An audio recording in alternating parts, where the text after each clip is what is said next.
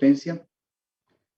La clase pasada habíamos quedado en esta hoja, en donde se muestra el valor de la tensión normalizado promedio, que sería esto que está acá. Y del otro lado el ángulo de retraso aplicado a los tiristores, en donde va de 0 hasta pi.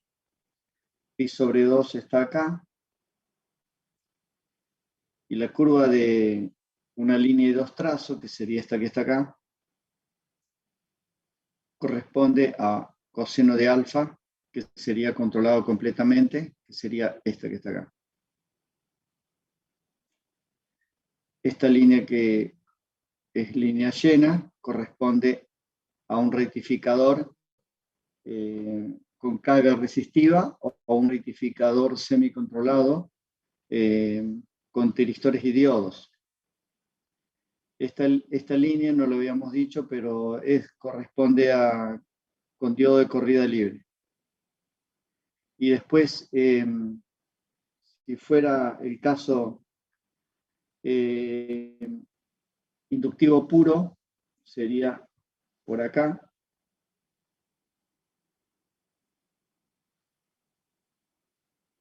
Y esto. Y resistivo puro sería esta que mostré recién, que es 1 más coseno de alfa sobre 2. Y las intermedias que están acá adentro corresponden a una característica LC, digamos. Intermedio entre resistivo, que es la ADEF, y la inductivo puro, que es la ADBEF.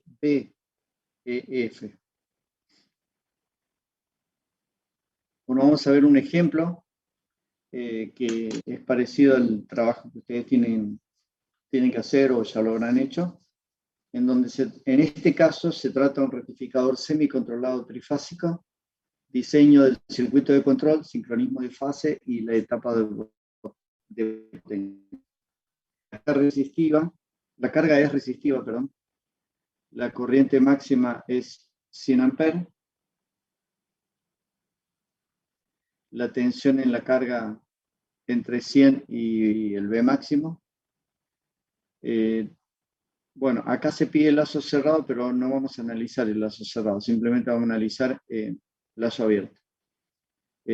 La entrada 380 trifásico 50 Hz con neutro, que tenga un circuito de arranque, que no tenga protección contra cortocircuitos, tampoco de si llegara a faltar alguna fase.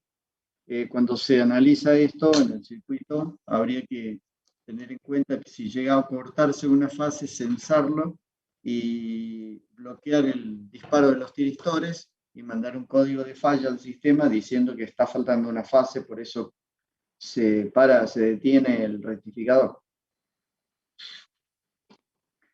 No reversible, de hecho, se va a dar si la carga es resistiva, así que esta situación se va a dar, entonces vamos a analizar ese caso.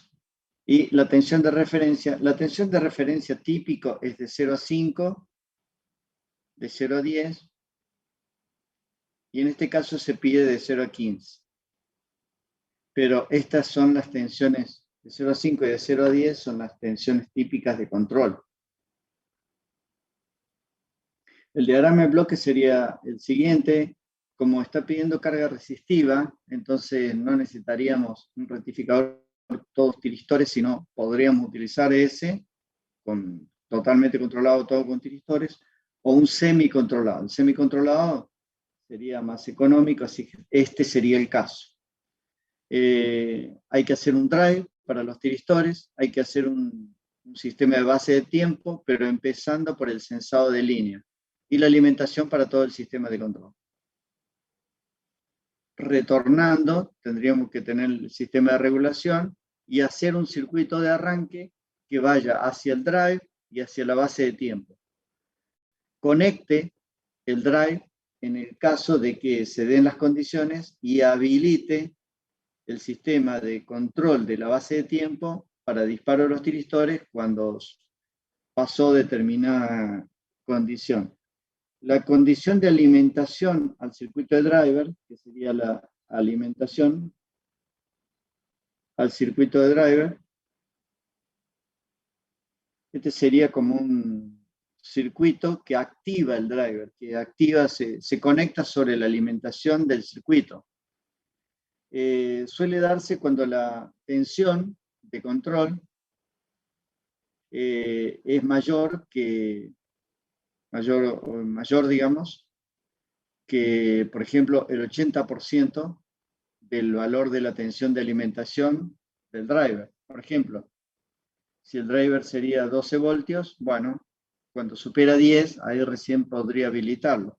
De todos modos, estamos viendo que la tensión sería 15, así que tendría que tener una relación con la tensión de alimentación de control.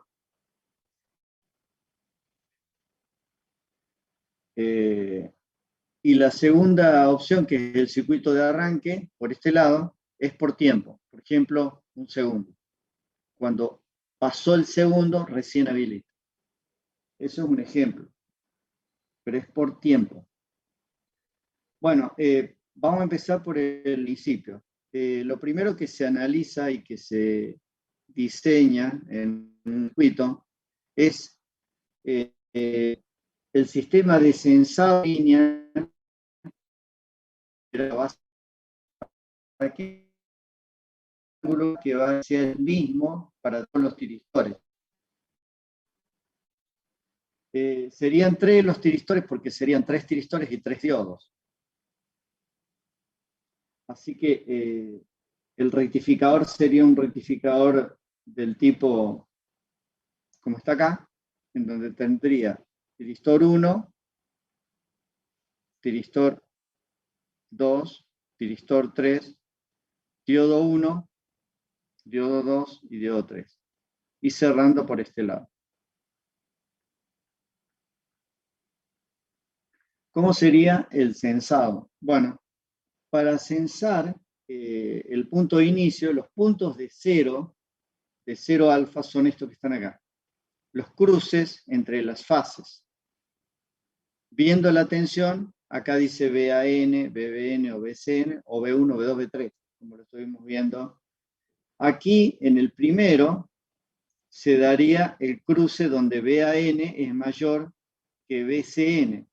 Y ahí se da un pulso, y esto vale, se va a dar esta situación desde acá hasta acá. Esa sería la situación que se va a dar en donde BAN es mayor que BCN. Luego el pulso de arriba se va a dar cuando BBN sea mayor que BAN y va a comenzar aquí, o sea, va a comenzar acá y va a terminar acá, en 180 grados. La voy a dibujar en azul. Esta.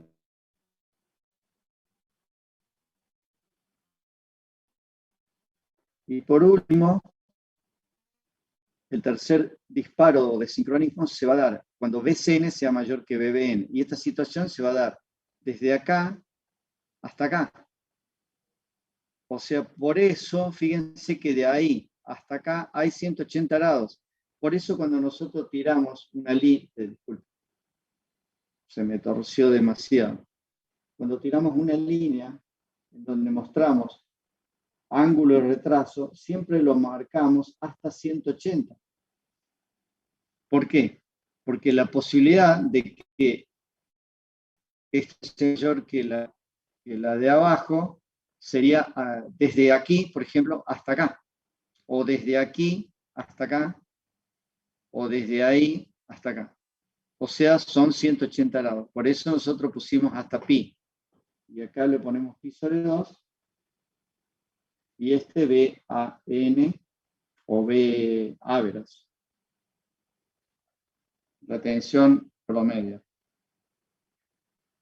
Que puede ser normalizado o puede ser el valor sin normalizar. Entonces, aquí lo que se puso es las posibilidades de disparo, la situación de disparo, pero no la situación de durante cuánto tiempo esta situación se da. En la próxima sí la puse, que sería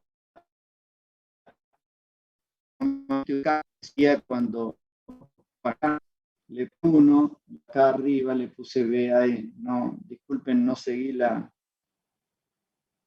BAN o B1, BN, BCN o B2 y B3. Disculpen que no usé la misma nomenclatura. Se ve que usé una hoja y después usé otra hoja. Y en esa situación de que B1 mayor que B3 se va a dar desde acá. Eso puse, después puse las tres condiciones.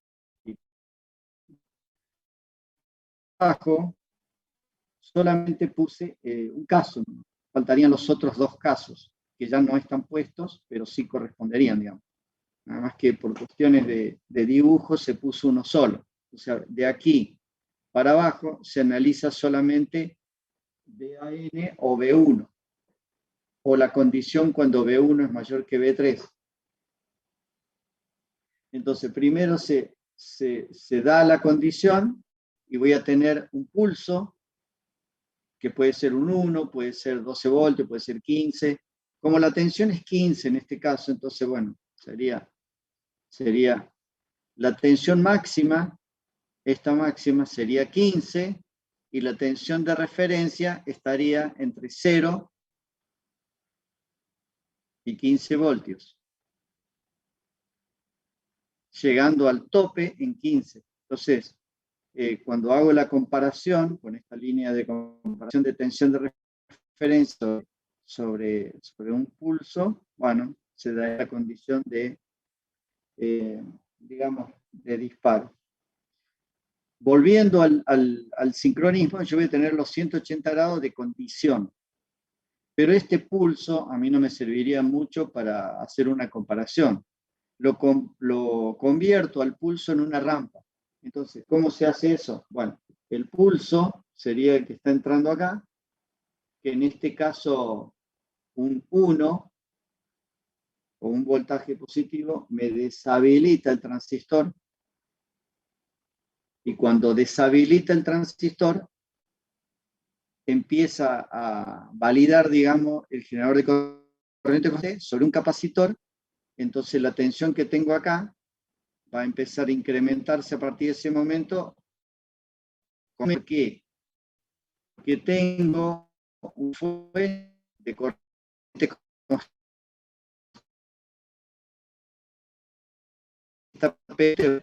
Obviamente esa va a ser comparada con una tensión de referencia PR que va a ir excursionando, y después de resultado de ese comparador, que sería esto que estoy mostrando acá, voy a tener el pulso que sería este que está acá. Y esa situación se va a dar mientras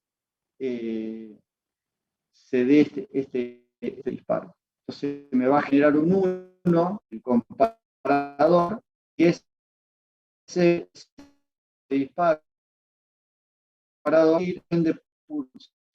¿Qué es un tren de pulso? Porque yo lo que entregar acá a los tiristores es una acción, una corriente en realidad G1 y G2 y G3. Cuando hay una corriente que doy, voy a tener una VG1, VG2, VG3. Pero la tensión es consecuencia de la corriente. Fíjense cómo estoy disparando el tiristor I1. Estoy disparando en su compuerta que está acá, efecto sur,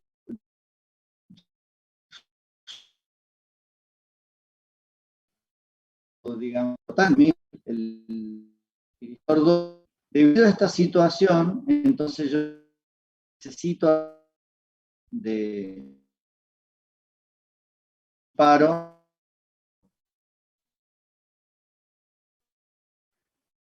Yo tengo el sistema de estaría, voy a dibujar una cajita, estado acá, con una alimentación, y de acá va a salir el transformador, este tiristor.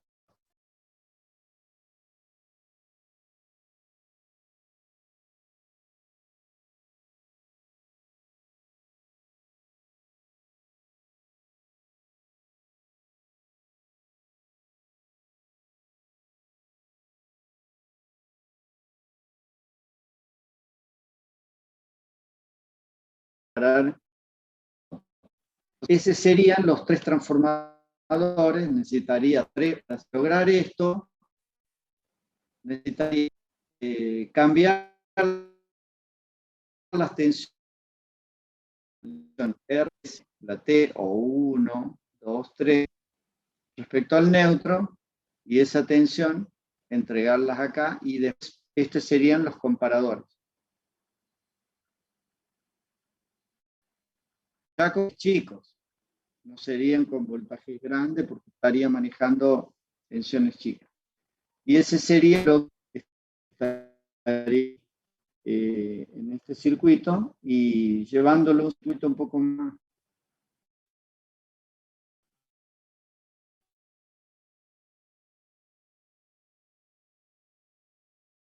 Pues, me corrió el marcador. Serían estas tres.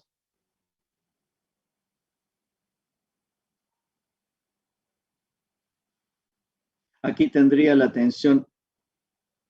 Este transformador es un transformador con toma media, y el otro extremo lo utilizaría si tuviera todos tiristores, porque tendría tensión BR o menos BR, porque está desfasada 180 grados, BS, menos BS, y bueno, faltaría la fase T o la fase 3, que no está dibujada acá. Acá está dibujada solamente 2, y continúa para abajo, que no está dibujado. Entonces, solamente nos vamos a concentrar en la primera. Aquí estaría el comparador en donde R es mayor que T, y estoy tomando la T que está entrando, y de ahí me va a entregar un pulso.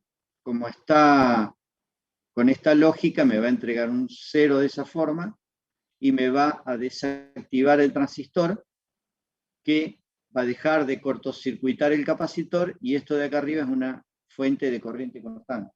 La fuente de corriente constante sería un transistor. Entonces, como está dibujado ahí, sería lo siguiente. Un transistor puesto así, con una resistencia. Luego, de este lado sería con un Zener.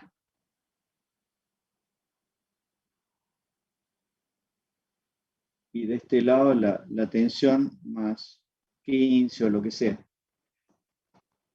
Esa sería la situación. Entonces yo tendría la tensión, la corriente que va a circular por acá, va a ser la tensión que voy a tener ahí,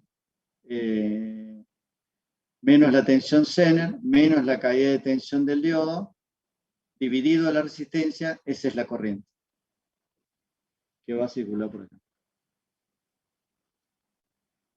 Como las generaciones de corriente, digamos, va a tener un solo Zener, porque este punto no lo tengo que repetir. Fíjense que yo ya acá utilizo el mismo punto y conecto el transistor sin volver a conectar un Zener. Es un solo Zener que tengo que poner. No tengo que poner 3 Zener. Entonces, lo que va a diferenciarse en una rampa respecto de la otra rampa, respecto de la tercera rampa, y después vuelve la primera, que serían las 3 rampas que tengo acá. Acá dibujé solo una, pero acá estaría la otra y acá estaría la otra. Tendría 3 rampas. Lo que va a diferenciar entre que las 3 lleguen exactamente a 15 voltios, que las 3 lleguen exactamente al mismo valor, es que una podría tener más pendiente y la otra menos pendiente. Y la pendiente va a estar relacionada con el valor de los capacitores, estos capacitores que están acá. Y estos capacitores son capacitores, digamos, reales, que pueden discrepar en un porcentaje importante entre ellos. Entonces voy a tener, de hecho, pendientes distintas.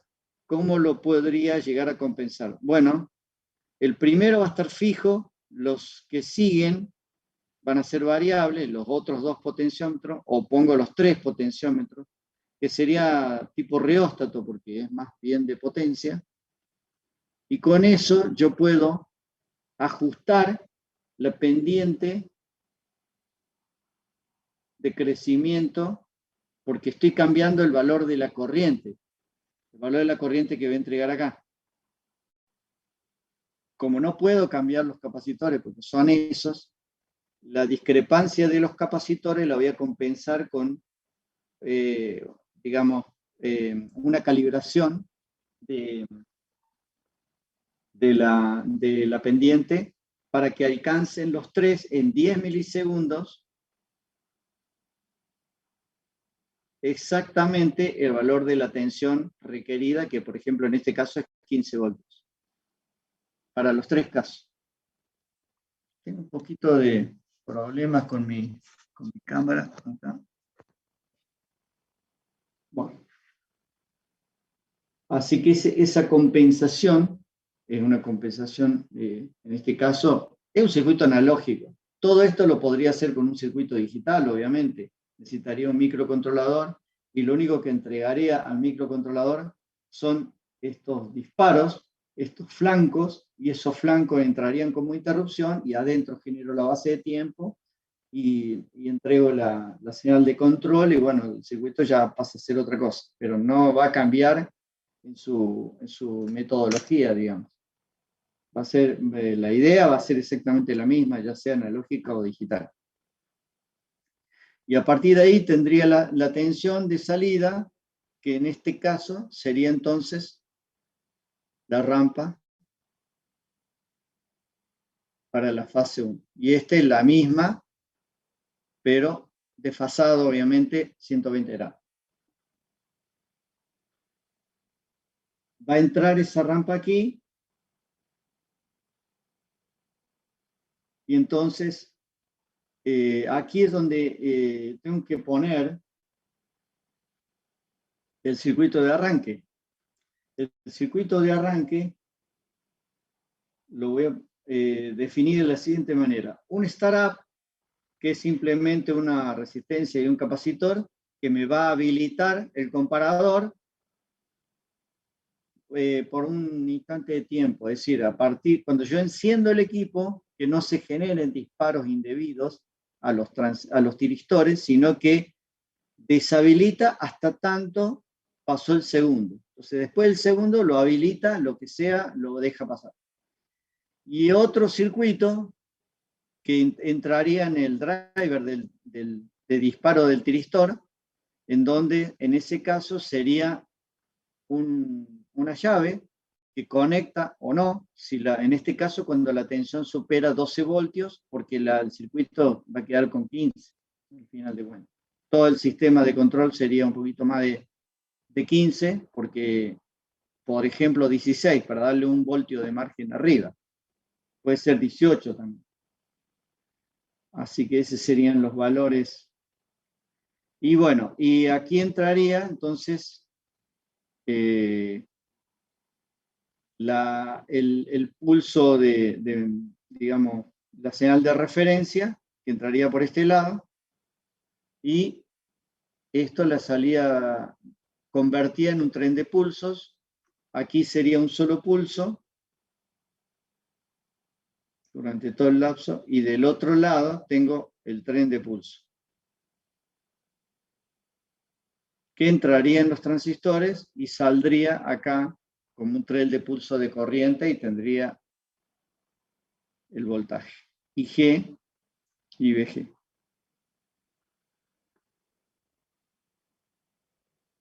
Esto para los 3 tiristores. Tengo que asegurarme de que todos los ángulos alfa que vayan a los disparos de los tiristores sean exactamente los mismos. ¿Cómo me aseguro? De 2 maneras. Primero, que la señal, el voltaje de referencia es único para todos. Cuando varío este voltaje, que sería manejable, ya sea controlable por un microcontrolador o controlable por una tensión de mando, ese voltaje es único para todos los comparadores. Cada uno de ellos va a generar la señal BC, que sería la salida de los capacitores, que serían las 3 salidas. Entonces, la tensión de mando es única. Y la segunda condición es que la pendiente esta queda, digamos, regulada con el manejo de los generadores de corriente para que siempre llegue a 15 voltios todas las 3 pendientes. Y de esa manera entonces se asegura que los valores alfa van a ser exactamente simétricos para todos los casos. Si no, voy a tener una tensión de salida asimétrica en los tiristores. Vamos a los valores. El valor máximo de una señal trifásica con neutro es 311, Q es 3, entonces aplico la ecuación de la tensión inversa. La ecuación es esta y me va a dar 539 voltios máximos inversos posibles. Esto lo hubiera podido hacer también con 311 por raíz de 3. El valor de la corriente repetitiva es 100 amperes, promedio es 100 dividido 3 y eficaz es 100 dividido raíz de 3, o sea, voy a tener una corriente máxima de 100 amperes, que es la que está especificada, promedio de 33,33, RMS de 57,73, y eso es lo que yo tengo que buscar en el datasheet para que las 3 condiciones sean superadas, más la tensión inversa. Los ángulos de retraso los voy a manejar en función de la ecuación válida para este caso, cuya función es 1 más coseno de alfa sobre 2, y de ahí determino el valor promedio que voy a tener con 60 grados, por ejemplo, voy a tener ese valor, pero me interesaría saber cuando tengo voltios cuál es el ángulo máximo, se va a excursionar entre un poquito más de 100 grados y 0. Como yo estoy pidiendo 100, 33 y 57, voy a elegir este tiristor que tiene ya un pack que tiene el diodo y el tiristor en un mismo pack. Así que con la RMS 75, el promedio de 48, yo tenía 33 y 57, así que andaría bien. Y el valor máximo obviamente supera, repetitivo, supera 100 amperes.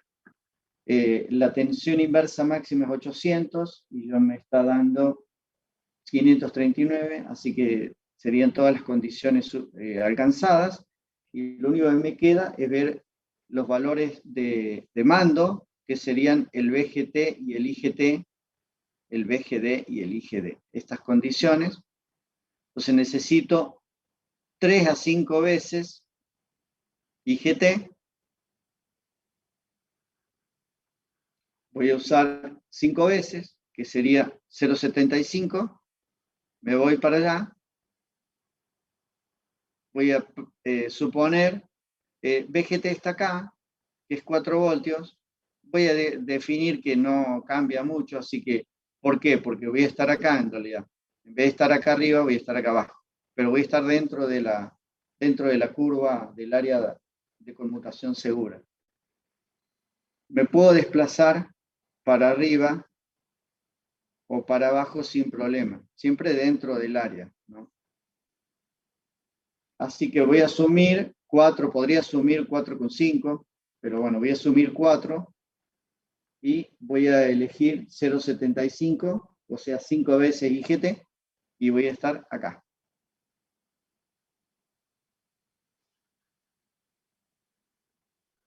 Entonces la idea va a ser, con 0,75 amperes en el circuito driver, voy a tener 4 voltios acá.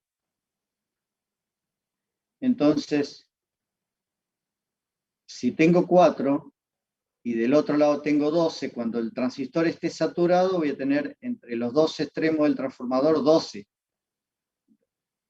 Alimentándolo con 12, si lo alimento con 15 será 15. Bueno, entonces será una relación 4 a 12 y eso me daría la relación de transformación. Lo único que me quedaría es el valor de la pendiente de la corriente del primario, sería, perdón, y del primario, tiempo, cuando estoy disparando el tiristor, esta pendiente está relacionada con el valor de la inductancia, y el valor de la inductancia con la cantidad de vueltas n. Entonces hay una relación que se llama factor de inductancia, que me permite determinar cuál es la cantidad de vueltas en base a la corriente que estoy pidiendo del otro lado. La corriente, como yo ya tengo definida la cantidad de vueltas, por la relación 4 a 12, o sea, la relación 3-1 sería, entonces 3 veces más vueltas de este lado del primario que del secundario. Entonces, yo puedo saber la relación de corriente que va a ser inversa, digamos. Así que, de esa forma yo puedo calcular, sí, ¿alguien levantó la mano?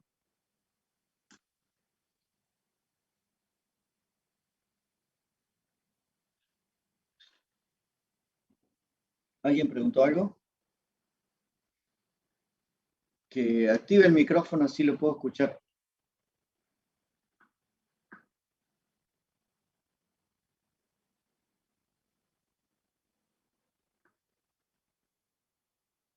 Bueno, la idea es que cuando tenga una corriente con una pendiente determinada, del lado del secundario voy a tener una corriente continua. A medida que vaya incrementando esta pendiente que está acá, voy a ir incrementando la corriente del secundario tiempo,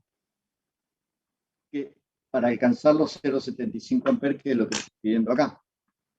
Entonces, con eso voy a definir el valor de la corriente, de la cantidad de vueltas que se requiere. Es decir, cuando la llave esté cerrada, voy a tener esa pendiente por la inductancia que va a tener el primario, y del otro lado voy a tener una corriente continua que va a ser los 0,75 amperes. Cuando tenga 0,75 amperes voy a tener una caída de 4 voltios. Esa sería la situación. Bueno, acá tienen un ejemplo de cómo es el layout. Aquí estarían los 3 bloques de tiristores, serían los tiristores y los diodos, y ahí están las conexiones. Fíjense cómo son las conexiones, con barras. Esa sería la idea, y bueno, en este caso tiene una ventilación forzada, con disipador, con aire, que en realidad tiene un sensor de temperatura, y cuando la temperatura del disipador supera cierto valor, recién conecta el ventilador. No es que está siempre prendido, simplemente que cuando detecta el circuito que la temperatura del disipador o temperatura de la carcasa de los tiristores ha alcanzado determinado valor, recién conecta.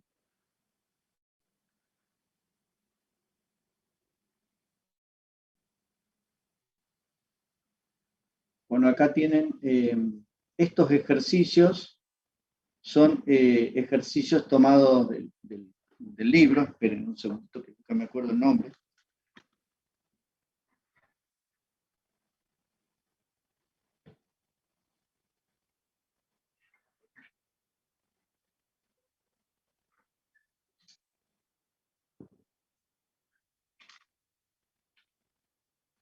De Bautista Blanco.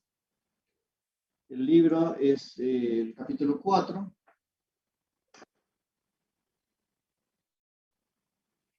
El problema es el 4.8. Bueno, he elegido algunos ejercicios que son relacionados están bastante vinculados con los temas nuestros. Hay muchos ejercicios, es tremendo el libro. Si ustedes se fijan, el libro que ustedes tienen disponible, son muchos los ejercicios. Yo solamente puse algunos que sean representativos. He puesto un ejercicio con un rectificador con diodos, no controlado monofásico, y una salida con capacitor, que es un ejemplo que hemos visto. Este caso lo hemos visto particularmente. Y lo que pide son cosas básicas. Lo que van a encontrar en el libro es que tiene desarrollo teórico previo a hacer los cálculos. Entonces, puede ser que la idea general, o sea, los resultados finales van a ser los mismos, pero los conceptos, los criterios en los cuales lo analiza pueden diferir un poco. Así que por esa razón, lo voy a dejar para que ustedes lo miren con detalle a los problemas, pero lo que pide mostrar el enunciado 1, el problema 4.8, trata un rectificador no controlado monofásico con salida resistiva capacitiva, calcular el valor del capacitor que asegure un rizado pico a pico para la tensión de ser inferior al 5% del valor pico de la tensión digamos, de entrada al rectificador o de salida del secundario del transformador. Acá dice una relación 1:2, bueno, sería un duplicador de tensión de la entrada de 220, y ahí sacan la tensión. Este sería el valor de la tensión, la forma que tendrían, y bueno, este ejercicio lo hemos analizado en clase y hemos llegado a esta conclusión, que era el valor del capacitor, que era el voltaje dividido 2 veces la resistencia por el ciclo de trabajo por la frecuencia. Eso habíamos llegado a ese cálculo del capacitor, y bueno, hay que poner los datos y llega el valor del capacitor. Después pide algunos detalles más que, por ejemplo, el ejercicio pide más cosas. Calcular el valor rizado pico a pico y el valor promedio de la tensión de salida. Calcular la potencia que cede la red y dibujar la forma de onda de la tensión de secundario del transformador. Es decir, esto que está dibujado acá, esto que está acá.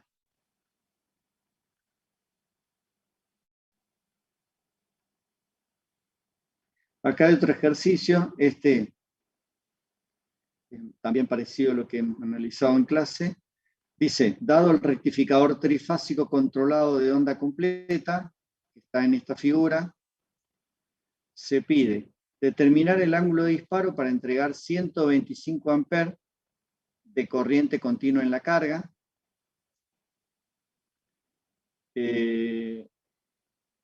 Dos, la potencia, calcule la potencia, la activa disipada por la carga. Hay que calcular la corriente y después, y cuadrado por esta resistencia, sería la potencia activa. ¿Qué ocurre si trabajando en esta situación desaparecen los disparos? Bueno, entonces, el cálculo, lo que hace acá es analizar la constante de tiempo resistiva inductiva, calcula L sobre R, con los datos que están acá, pueden determinar que es 389 milisegundos, comparado con con los 10 milisegundos de cada uno de los periodos. O sea, es mucho mayor que el periodo de la señal rectificada. El periodo no es 10, mucho menos todavía, porque sería dividido 3, los 20 milisegundos dividido 3. Por lo que debemos considerar que la carga como una fuente de corriente continua, debido a que este periodo es muy grande, comparado con el periodo muy chico. En esa circunstancia, este es el valor medio, que de hecho es el que sacamos en clase. Es un valor, una constante por el coseno de alfa. Y después determinamos la corriente, y después el ángulo, que es el arco coseno de este valor, es parecido al ejercicio que vimos recién también. Me da una fórmula parecida, nada más que la otra usamos 1 más coseno de alfa, entonces me da un poquito más complicada la ecuación. Y determina el ángulo y después la potencia disipada activa, ¿no? Y después analiza qué pasa si se cortan los disparos de todos los casos. Va a pasar algo, que si queda con energía el inductor, bueno, va a estar circulando corriente, o sea, va a haber como una señal subamortiguada que va a tender a cero de corriente, hasta que tienda a cero, pero puede tardar un poco. Tanto el voltaje como la corriente, los dos. Bueno, y después tienen digamos, la bibliografía, y acá unos ejemplos, un anexo de ejemplos de acoplamiento de transformador, cómo se pueden hacer corrimientos de fase. Este circuito, por ejemplo, sería un estrella-estrella, entonces no hay corrimiento de fase. Este es un poquito complicado porque de este lado es triángulo y del otro lado tiene una variante entre triángulo y estrella, por lo tanto, fíjense cómo queda corrimiento de fase, y este sería un triángulo estrella. Hay muchos más, pero estos son los más utilizados en realidad para hacer circuitos de corrimiento de fase.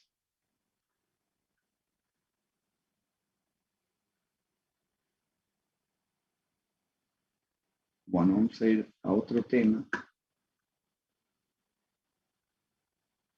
El próximo capítulo que corresponde sería capítulo 4. Este capítulo es muy cortito, así que vamos a ir rápido. Este capítulo va a quedar como tema de lectura. Puede entrar como preguntas de múltiple choice, pero no va a haber ejercicios sobre esto. Ni va a haber, o sea, preguntas de múltiple choice nomás va a ser. Queda como lectura.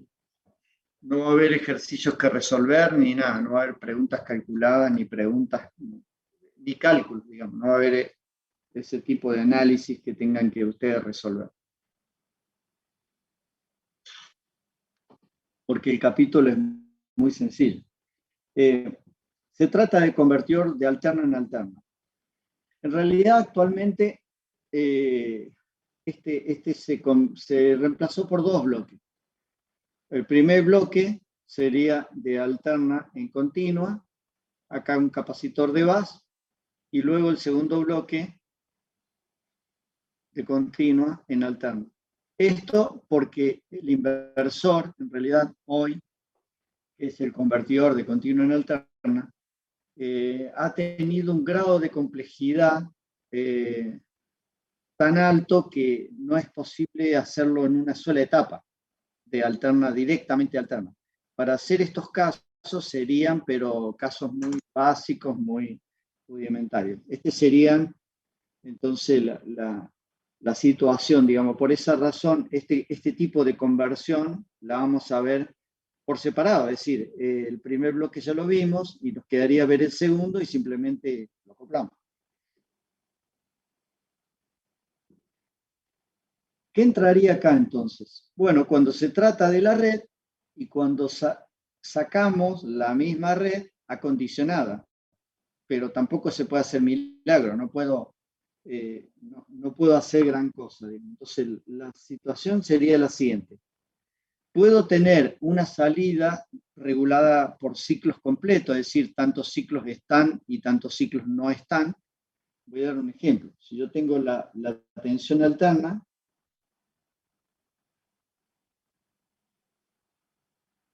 bueno, este ciclo sí, este ciclo no, el otro ciclo sí, el otro no, el otro sí, el otro no. Entonces yo tengo la mitad de la potencia entregada en la carga. Obviamente, para estos casos tendría que ser una carga que tenga una constante de tiempo muy lenta comparada con esto, digamos, con estos retardos o con estos periodos. Por ejemplo, una carga resistiva tipo de calentador, bueno, ese podría ser el caso en el cual yo puedo regular por ciclos completos. El otro caso sería de regular el voltaje cambiándole la fase y haciendo distorsionando su forma de onda para tener una tensión de menor valor eficaz.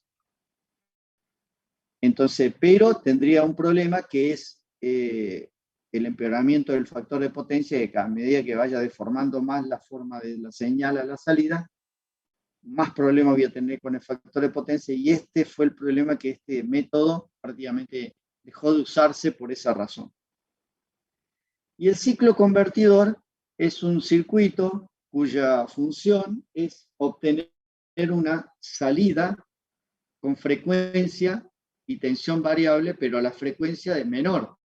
No puedo tener una frecuencia mayor con un solo convertidor. Puedo tener una frecuencia distinta, pero bastante menor. Por ejemplo, mínimo 1/3, menor que la de la red. Y para abajo cualquier cosa, pero para hasta 1/3 ya no funcionaría, digamos. Por ejemplo, 1/2 no funcionaría. Sería ya demasiado distorsionado. Vamos a ver ese caso. Estos convertidores pueden ser tanto para aplicación monofásica como trifásica. Entonces vamos al primero, que es por ciclos enteros. Entonces, si yo tuviera una señal con muchos pulsos, por ejemplo, yo voy a tomar de la red los primeros 50 pulsos, los primeros 50 ciclos. Bueno, a eso le llamo T, el periodo completo, y N y M, la parte que conduce, y M la parte que no conduce, teniendo en cuenta, para simplificar, porque en realidad me convendría hacer una distribución homogénea, digamos, no que todos los pulsos estén al principio y nada al final, sino ir distribuyéndolo de una manera que esté más parejo la cantidad de on a off, digamos, de encendido, de apagado, para que sea más uniforme la entrega de la energía. Pero para simplificar, las ponemos todas agrupadas y agrupamos las que no están conectadas. Y esta relación entre conectado y no conectado sobre el ciclo de trabajo, sobre el periodo, perdón, sobre el periodo, se llama ciclo de trabajo. Es decir, ciclo de trabajo D es igual a N sobre T.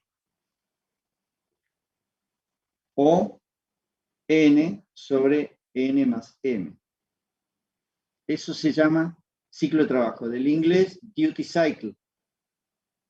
Y en español, ciclo de trabajo.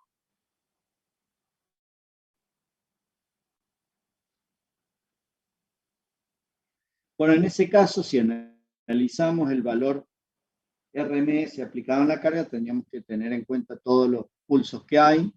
Entonces podríamos ver que sí, efectivamente, el valor RMS se va a ver modificado y me va a quedar V máximo sobre raíz de 2 por raíz de D, del ciclo de trabajo, siendo D N sobre T. Esto podría en algunos casos empeorar el factor de potencia, pero en general no, porque, digamos, está conectado o no está conectado. Así que en teoría no debería afectar significativamente. Si bien está la fórmula que factor de potencia podría degradarse con la raíz de D, pero si lo conecto y no lo conecto, no tendría problemas con el factor de potencia. Para carga resistiva es esa ecuación, pero cuando la carga es resistiva e inductiva, la cosa ya es distinta. ¿Por qué? Porque yo tengo, bueno, ahí tengo un ejemplo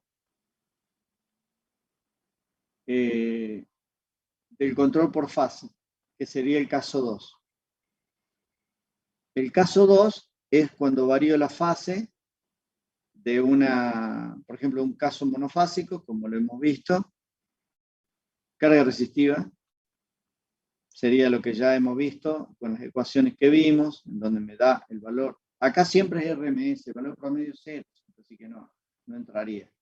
Valor RMS, me queda esta ecuación, o sea, estoy viendo que es variable con el ángulo alfa, la tensión RMS, o sea, puedo controlar la tensión RMS. Acá está la tensión y la corriente. El factor de potencia, como estoy deformando, o sea, acá hay un factor de distorsión. Entonces, si bien está en fase, pero está distorsionado, entonces el factor de distorsión, factor de potencia va a estar relacionado con el ángulo alfa en esta relación. Cuando alfa es 0, el factor de potencia es 1, obviamente. O sea, me daría 1 porque estos dos se hacen 0. ¿Qué pasa si tengo resistiva inductiva? Si tengo resistiva inductiva, ya lo analizamos en el caso de rectificación, acá sería exactamente lo mismo, en donde la corriente se corta en un valor beta, o sea, se alarga un poco, tiene esta forma que estoy mostrando acá, con una pendiente al principio exponencial y al final, digamos, del tipo cosenoidal. Y, bueno, esta forma la hemos visto, pero no la vamos a analizar acá de nuevo, pero sí podríamos decir lo siguiente. Tengo que aplicar un tren de pulsos para el disparo de los tiristores, de estos tiristores, cuando se dé la condición de circulación de corriente, porque si como es resistiva e inductiva, la corriente está trazada. Entonces, como está trazada, si yo lo disparo antes de ese atraso, no va a pasar nada porque no se va a dar la condición de disparo de enganche del tiristor. Así que esa es la limitación con la que voy a tener. Ese es el atraso del ángulo phi que tengo de la corriente respecto a la tensión, por la condición de que es inductiva. Entonces, tendría que hacer un tren de pulsos largo para asegurarme que siempre va a quedar, independientemente del retraso que haya, siempre va a disparar. Así que puede disparar en el instante que yo disparo o cuando se da la condición de circulación de corriente positiva por el tiristor. Entonces el funcionamiento es desde el ángulo phi, que sería la relación, digamos, de la parte inductiva, la relación inductiva, el desfasaje entre la corriente y la tensión, hasta beta sería este caso. Pero vamos a utilizar hasta pi. Podría ser hasta beta, pero vamos a utilizarlo hasta pi. Bueno, esta es la ecuación de la corriente que ya lo analizamos en el caso de la rectificación. El valor RMS va a ser este que está acá. O sea, hay que hacer el cálculo de la integral. Siempre en estos casos la integral se complica porque hay que analizarla bien en detalle. Me queda una fórmula bastante larga, digamos. Esto para monofásico. ¿Qué pasa si es trifásico?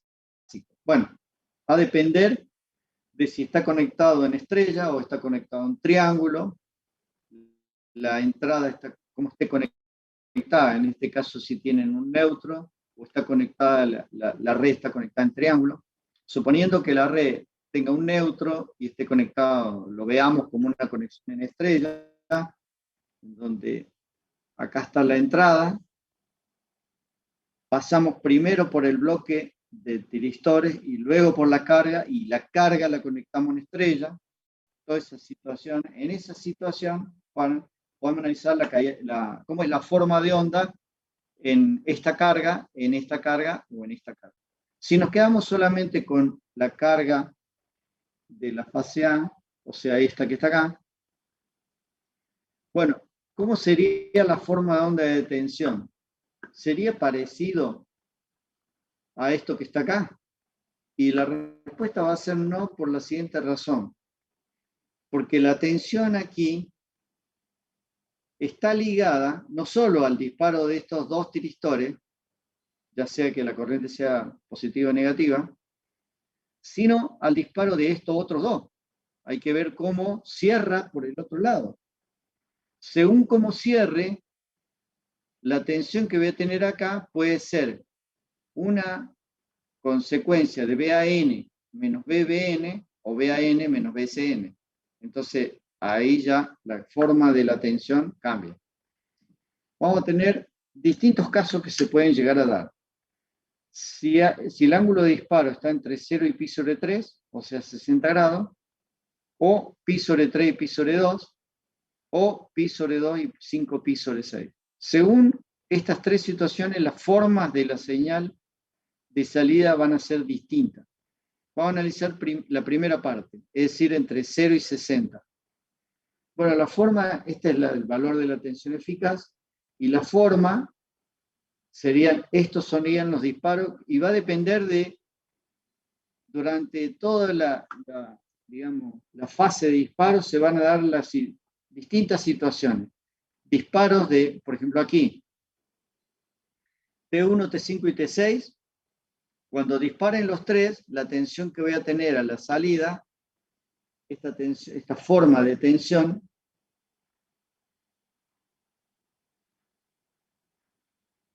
va a ser la forma de BAN. Porque están disparados los tres tiristores. Y se da desde acá hasta acá.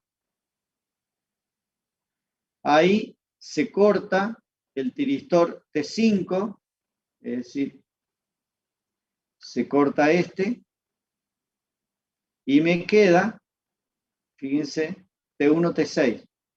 T1, T6, o sea, viene por acá y retorna por acá. Este no está, entonces la tensión que voy a tener es una consecuencia de BAN con BBN. Entonces la tensión que voy a tener acá, en este tramo, va a ser BAB, BAB sobre 2. Esa es la forma que voy a tener ahí. Luego aquí en esta parte, vuelvo a tener los tres conectados, T1, T6 y T2. Entonces la forma de la tensión vuelve a ser la forma BAN como venía acá. Luego adelante es T1, T2, o sea, sigue conduciendo este, pero ahora retorna por acá. Entonces la tensión que voy a ver es BAC sobre 2, que es lo que estoy teniendo acá, BAC sobre 2. Y luego tengo de nuevo T1, T3, T1, T2, T3, o sea, esto es positivo y esto es o sea, los tres valen, y entonces de nuevo vuelvo a tener BAN. Fíjense la forma que tiene ahora. Esta es la forma cuando yo lo disparo con 30 grados. Es una mezcla entre BAN, BAB y BAC.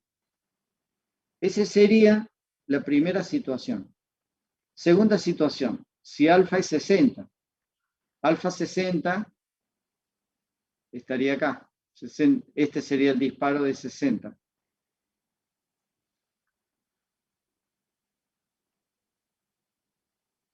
Bueno, entonces tendría T1, T6, T1, T6, 1, 6, BAB sobre 2. Luego T1, T2, BAC sobre 2, T3, T2, nada. Y entonces la forma de la señal aquí es una relación solamente de el BAN, perdón, el BAN es este, ¿no? Acá me dice que modifique BAN. BAN es ese.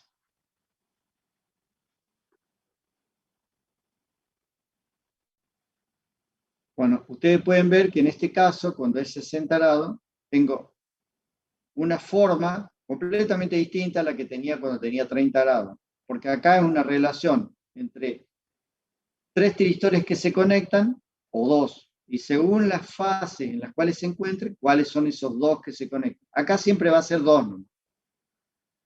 Y cuando tengo 120, van a ser 2 o 0.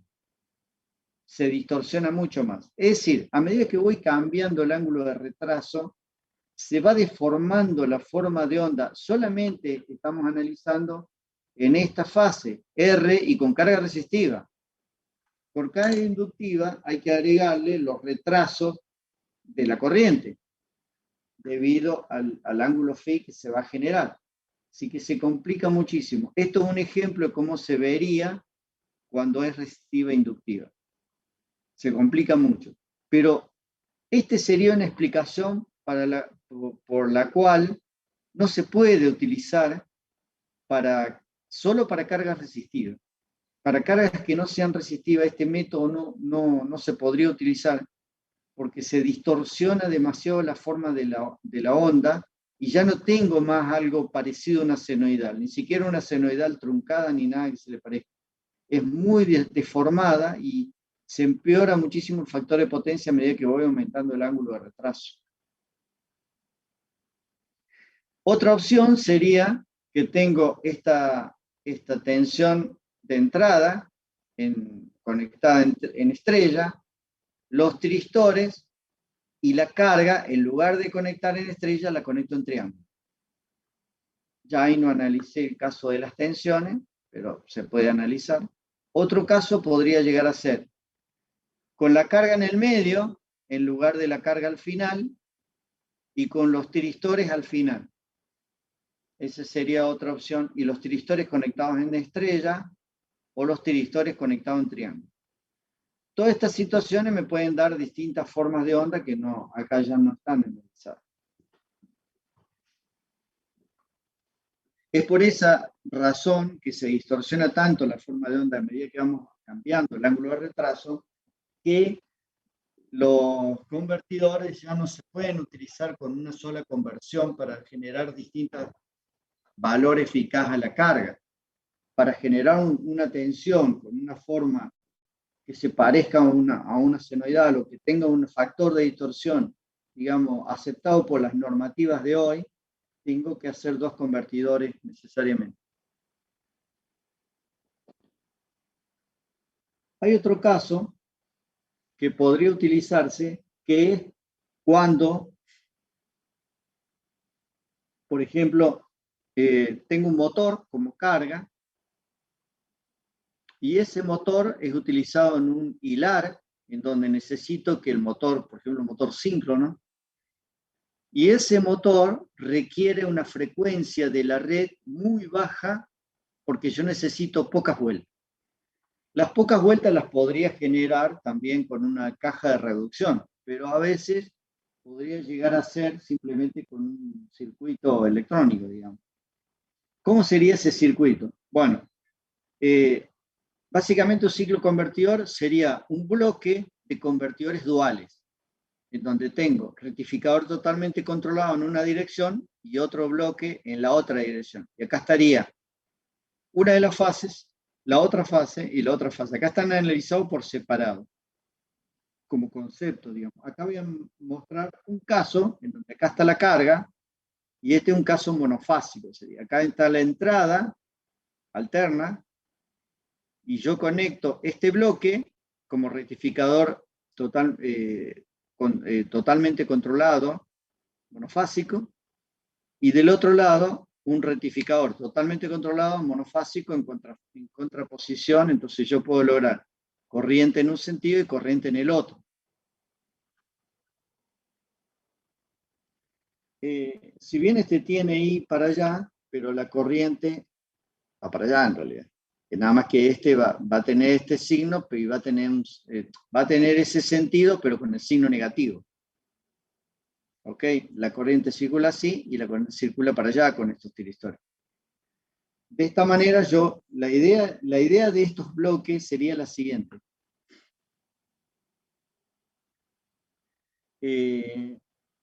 Tengo la entrada, fíjense, la entrada es esta, que está acá. Con el primer bloque, que está acá arriba, voy a generar esta que está acá, recortada en un ángulo alfa, esta que está acá, dada vuelta, porque lo puedo hacer con este convertidor, la doy vuelta, la tengo acá arriba, y esta, como está, con las tres con el mismo ángulo alfa. Y ahí tengo de estas tres, digamos, semiciclos, formo la parte de arriba de una nueva señal. Con estas otras tres utilizo este otro bloque que está a la derecha, que genero esta que está acá sin invertir, esta que está acá invertida y esta que está acá sin invertir. Entonces, de un ciclo, dos ciclos, tres ciclos, de tres ciclos genero una nueva señal a la carga, cuya frecuencia va a ser un tercio de la frecuencia de la red, o sea, 16,67 Hz. La tensión, la forma de la tensión va a quedar un poco deformada, sí, obviamente. Pero puedo controlar el valor eficaz de esto cambiando el ángulo alfa. Si yo cambio el ángulo alfa de los 6 pulsos, bueno, puedo lograr un valor eficaz distinto, o sea, la frecuencia que yo puedo variar de este convertidor va a ser, digamos, discreta, porque yo puedo generar, por ejemplo, de esto puedo generar 2 de esto y 2 de abajo, por eso yo decía que 2 ya no quedaría muy buena la forma de la señal, por eso lo mínimo que se utiliza es 3 pulsos y 3 abajo. Puedo generar 4 arriba y 4 abajo, 5 arriba y 5 abajo, 6 arriba y 6 abajo, y voy bajando la frecuencia cuantas veces quiero, o sea, pero la voy bajando discretamente. Esto es el ciclo convertidor. Es una generación de una nueva señal entregada a una nueva fuente de energía, cuya frecuencia es, digamos, algunas veces menor que la de red, por lo menos 3, y en forma discreta lo puedo ir cambiando. Obviamente, como yo voy bajando la frecuencia, hay requerimientos del motor que también tenga que bajar la tensión. Entonces, cambiando el ángulo de retraso, voy achicando la forma de la señal y de esa manera voy bajando la amplitud o el valor eficaz de esta tensión sintetizada. Esa sería la idea de un ciclo convertidor, y este sí, en algunas aplicaciones muy rudimentarias todavía se sigue utilizando. Lo que pasa es que la forma de la señal está tan, digamos, distorsionada que, bueno, puede que algunas aplicaciones requieran una pequeña mejora de este tipo de circuito. ¿Qué sería ideal? Que yo pudiera, por ejemplo, recortar acá, en esta a lo mejor no, y en esta dejarla así y recortar de este otro lado. Recortar esto. Entonces ya tendría una forma más simétrica, pero ya no puedo hacerlo con tiristores. Tendría que hacerlo con IGBT acá en lugar de tiristores, pongo IGBT y ahí ya puedo manejar dónde quiero cortar y cómo quiero recortar de una señal. Eso lo puedo hacer, pero ya necesitaría un circuito un poco más complejo. Hay otra manera que es, por ejemplo, el ángulo alfa entregado acá y el ángulo alfa entregado acá, este ángulo alfa acá, y acá el mismo ángulo alfa, que no sean iguales. Es decir, este y el de afuera sean iguales y el de adentro que sea menor, por ejemplo, alfa 1. Entonces yo voy cambiando los alfa para que la forma de la señal reconstruida se parezca más a una senoidal. Esa es una manera y se puede lograr, acá está mostrado, cómo lo podría llegar a hacer. Entonces necesitaría compararlo con una señal senoidal de referencia y puedo sintetizar y puedo hacer que en los costados tener mayor alfa que en la parte central. Es una manera de hacerlo y se puede lograr reduciendo el contenido armónico de la señal sintetizada. Este es un ejemplo de cómo quedaría, pero trifásico, en vez de monofásico. Se complica bastante, como pueden ver la forma de onda. E incluso acá está mostrado que hay una carga resistiva inductiva, no es resistiva pura. Bueno, acá tiene un ejemplo cómo suelen activarse los tiristores, que pueden ser un bloque de triac, El TRIAC se utiliza poco y nada en potencia por la DVDT, que generalmente los TRIAC tienen una DVDT crítica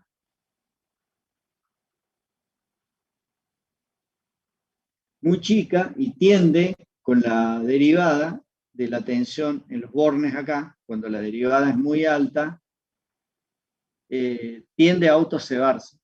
Ese es el problema del TRIAC. Pero hay TRIAC que se están diseñando actualmente, que son TRIAC que se llama snubberless. Estos TRIAC pueden ser utilizados, no hay mucha variedad tampoco, pero pueden ser utilizados en bajas potencias, en aplicaciones de baja potencia, y bueno, son los que se utilizan para algunas aplicaciones. Para conexión y desconexión, más que nada para conectar y desconectar. Suelen utilizarse para sistemas así de todo o nada, controlado directamente por un microcontrolador, o como era antes, que ya este método ya no se usa más, que era como hacer los circuitos Dimer. Los Dimer ahora han cambiado muchísimo porque las lámparas han cambiado. Las lámparas ahora son lámparas de LED y el modo de funcionamiento ha cambiado totalmente. Así que este tema, estos dos ejercicios, ya directamente no aplicarían. Sí, el primero, que puede ser para conectar o desconectar motores, que pueden utilizarse para lavarropa, para aplicaciones automatizadas, digamos. Ahí sí podría ser que todavía se puedan utilizar, pero el método sería todo o nada. No métodos, digamos, de control por fase, porque el que está desapareciendo es el control por fase. Primero porque los dimers ya no se utilizan, los dimers quedaban todavía por control de fase para las lámparas, pero cada vez se utilizan menos porque las lámparas ahora son de LED, así que tiene otra metodología de funcionamiento, tiene una fuente conmutada. Así que este tema es muy cortito, así que por esa razón lo voy a dejar como tema de lectura. Voy a tener la grabación. Si alguien quiere hacer alguna pregunta, hoy terminé más rápido que otros días.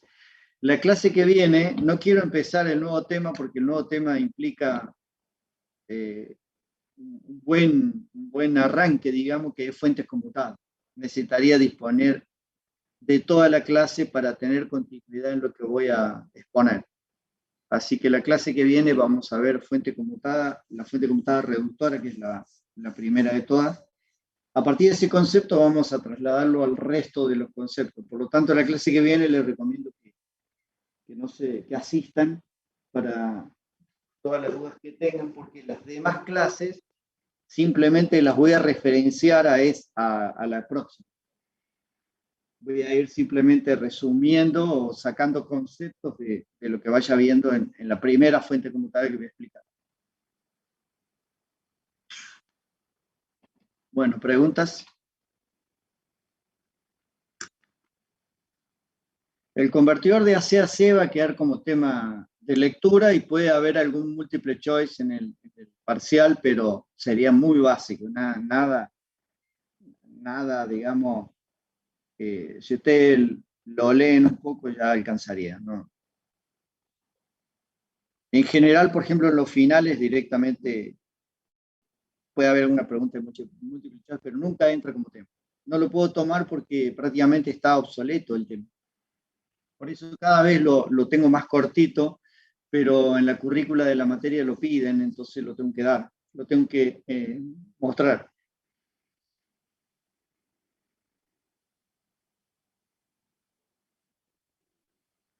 Bueno, si no hay preguntas, nos vemos en la clase que viene. Recuerden que el jueves no hay aplicada 3, así que nos veríamos el próximo lunes. Chao, profe, nos vemos. Chao, nos vemos, gracias. Chao, profe. Gracias, profe, un saludo. Chao, chao.